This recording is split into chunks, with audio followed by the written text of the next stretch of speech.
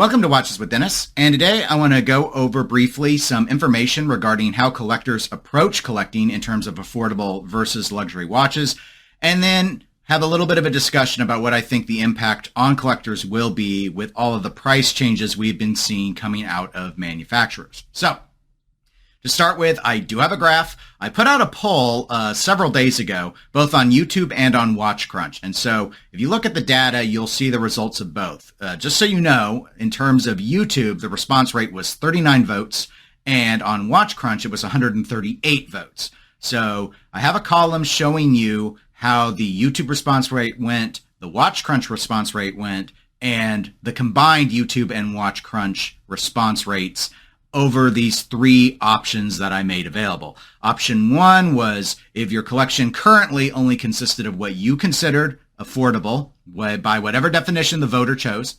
I had an option for luxury only, which no one on YouTube chose, but obviously we had a few responses that were like that on WatchCrunch. And then if your collection was a combination of what you considered affordable watches and luxury watches. So, in terms of the combined value, which I think is probably the most interesting number, was we had 62% of the collectors said that they have a blend of affordable and luxury watches. We had about 35.5% say that their collection was just affordable watches, and just under 3% response rate said they only owned luxury watches. Now, part of the reason why I segregated out the YouTube vote and the WatchCrunch vote so you could have data on both of them was just in case the behavior of those audiences was a little bit different. The YouTube poll was only posted on this channel. I had suspected that we might actually see a luxury-only vote higher out of that audience. Obviously, there wasn't any that voted that way on the YouTube side, but fitting with what I did expect, we saw a larger affordable-only collection coming out of WatchCrunch. And the reason why I didn't think that was particularly surprising is, having been on WatchCrunch for a little while now, several months, I have noticed that most of the discussion tends to seem to revolve around micro brands, which would suggest that there's a large audience there that may focus exclusively on affordable-only watches, whereas if you're subscribing to my channel, which was the most likely way you would see the poll, most of my conversations range from affordable to luxury, so I assumed there would be at least more of a blended option, if not more luxury-only individuals that might just happen to watch this channel. So, what does this all mean? The data isn't surprising, as I noted, but what I think is interesting is where we think this sort of graph could go, given the behavior we've seen out of luxury manufacturers in particular. I'm stressing that because the affordable watch space, I don't think it's really going anywhere. And we're talking things like the G-Shock out of Casio. Like, there's a market for that. There's a market where people will want to be able to wear something like that. They won't want to put their watch from Apple at risk. They won't want to wear something fancier. You know, there's always a market for things that can be put through the ringer and survive, but still give you some basic functionality. Yes, there are smartwatches that are trying to encroach on that space and have successfully done so.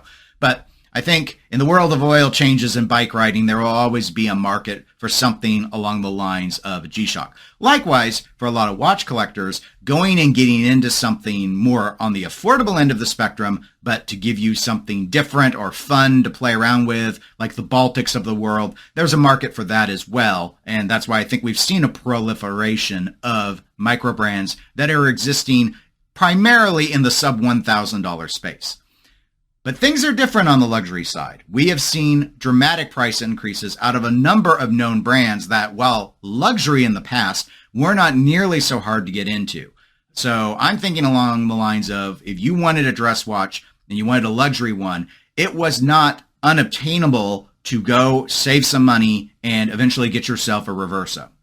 And at this point, even though the technology in the Reverso isn't really any different than it was several years ago, Richemont Group has significantly raised the price on that JLC model watch. Perhaps a better example would be the price increases we seem to constantly see out of Omega. And Omega was a brand where a lot of people, including a lot of people that have showed up on the graph I showed, got into luxury watches in terms of getting themselves a chronograph out of the Speedmaster line, getting themselves a dive watch out of the Seamaster line.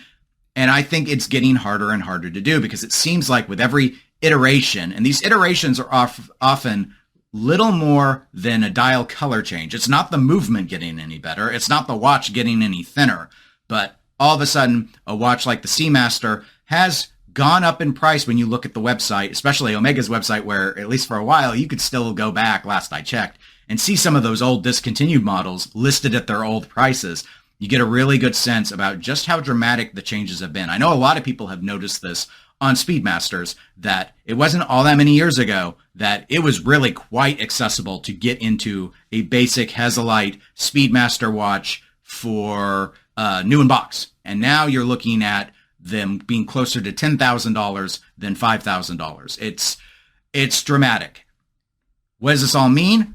It remains to be seen. My concern is that we will actually see, it's not necessarily a bad thing, except it's not what people want. And that is, going back to that graph, you see the information on the red category, the affordable only category.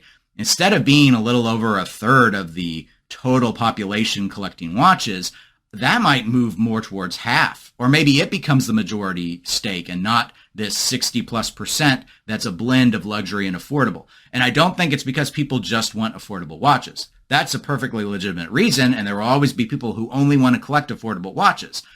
The problem to me becomes when people want to have a luxury watch and it's no longer accessible, and there's really not a good excuse for it other than watch manufacturers are not just trying to recover inflation adjustments for building. It's as their demand has suffered in the wake of smartwatches' ascension, they, because they can't move as many units, seem to just be selling fewer units and marking the price up so that they can satisfy shareholders. I understand it from an economic perspective, but from a collector perspective, this is not a good environment.